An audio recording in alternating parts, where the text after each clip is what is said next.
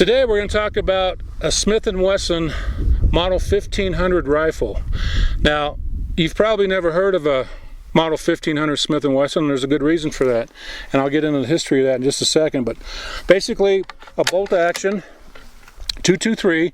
Now, these rifles did come in different calibers from 222 up to 300 Magnum. Very good rifle. They were only imported into the U.S. between about 1982 and 1984. So not very many of them out there. Now, and I did say imported because this rifle was actually made in Japan, believe it or not. It was made by the Howa company, and maybe you've heard that name before, but we'll get into that here in just a second. But what we have is a rifle with a 5-round capacity. It's got an internal box magazine. Got a nice wooden stock on it, hand checkered on the forearm and the pistol grip. It's got a 22-inch tapered barrel. Very nice rifle. And what we're going to do is I'll get some close-ups here so you can take a better look at it. But when Smith & Wesson discontinued this rifle in 1984, about 1987, Mossberg picked it up, and they called it the 1500 also. And they dropped it, and then a few years later, Weatherby picked it up, and they named it the Vanguard. So if you have a Weatherby Vanguard, it also was made in Japan by the same company that made this rifle. And pretty much it's basically the same rifle. Why Smith & Wesson dropped this, I don't know. I think it was a big mistake on their part. But the Howa company, they were making weapons for the Japanese military during World War II. So they've been around a long time, and they know how to make a good weapon. So let's take a closer look at this. And then, like I said, we're going to shoot it at the 100-yard range, see how well it shoots, and then we'll take it to the shop. Now, the scope bases on this are the same as the Remington 700. So very easy to find scope bases for this. This here's a short action. They also made a long action. Now, a couple things I like about this gun. One is it does have a bolt release over here. Take the bolt out, and a nice thing about this bolt is it's very easy to take apart. All you have to do, and I'll get a close-up here, but you're just going to twist it, and it's going to come apart just like that.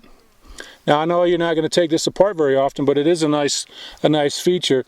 If you've ever taken a bolt apart on a Remington 700, you need 3 hands, you need special tools. So this is a nice touch here. Very easy to put back together. Just like so.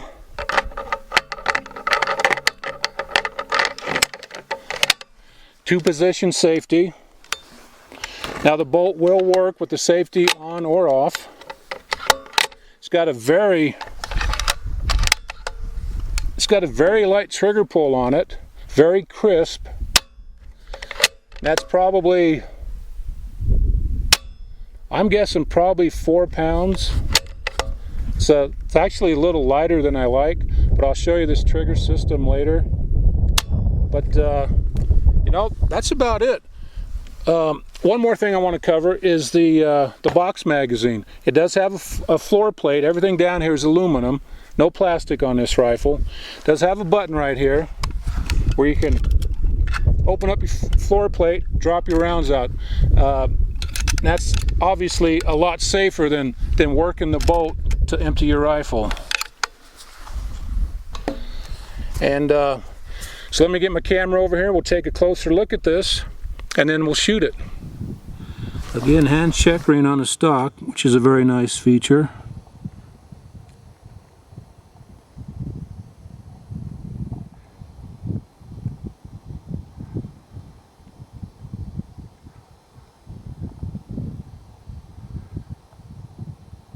Now, it does have a cocking indicator. Once you cock it, you'll see the end of the firing pin right there.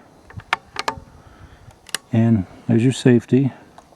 And like I said, it does have a very nice trigger pull on it. Nice and crisp. Mauser type action. Now this bolt sleeve here on the end, Smith & Wesson did have a recall on it.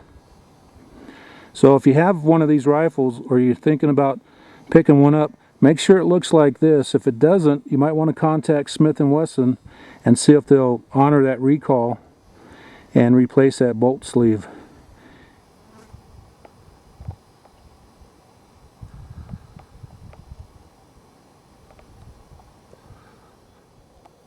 Okay, that pretty well covers this rifle.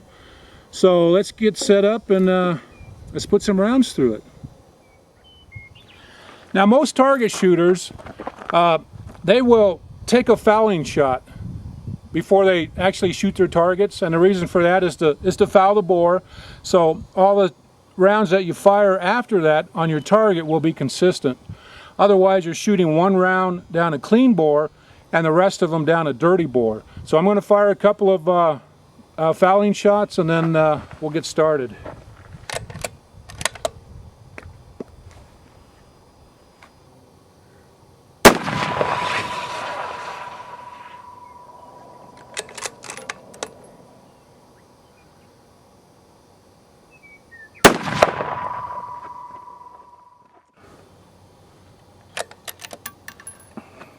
So I'm going to shoot a couple 3-shot groups, then we'll go down and take a look at them.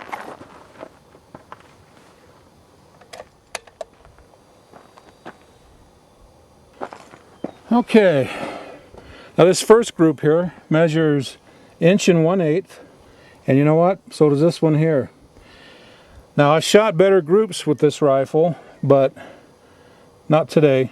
Let me show you what I shot, what round I shot. This is actually a bulk pack at Walmart. It's American Eagle.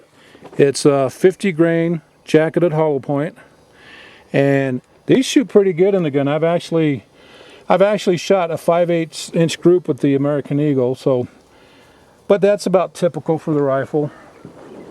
And this other one, this is a hand load that I load, and if you're interested in what it is, just leave me a comment. I'll tell you exactly what the load is. Now, I keep my rifle sighted in about 2 inches high at 100 yards, and that's just about perfect. And that's so I'm dead on at about 200, 225 yards. So actually, not a bad group. The gun will actually shoot a tad better, but that's the best I can do today. So now we're going to go back to the shop. I'm going to take the action out of my rifle and let you take a look at the trigger system and the bedding system on that rifle. I think you might be interested in it. So I'll meet you guys back at the shop. Okay, let's take a quick look at the trigger. Now the trigger is fully adjustable.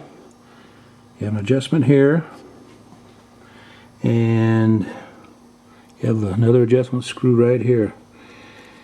And let's take a quick look at it here. Now when I pull the trigger, you'll notice there's absolutely no creep, and there's just very little over travel on it. That's it. Excellent design on that trigger. Now let's take a look at the stock real quick. Now you'll notice the stock's been glass bedded right here.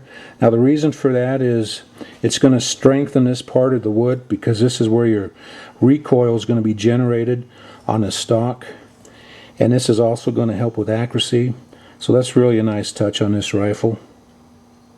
This is really a good gun. If you get a chance to pick one up, I would highly recommend it. So we'll see you guys next time.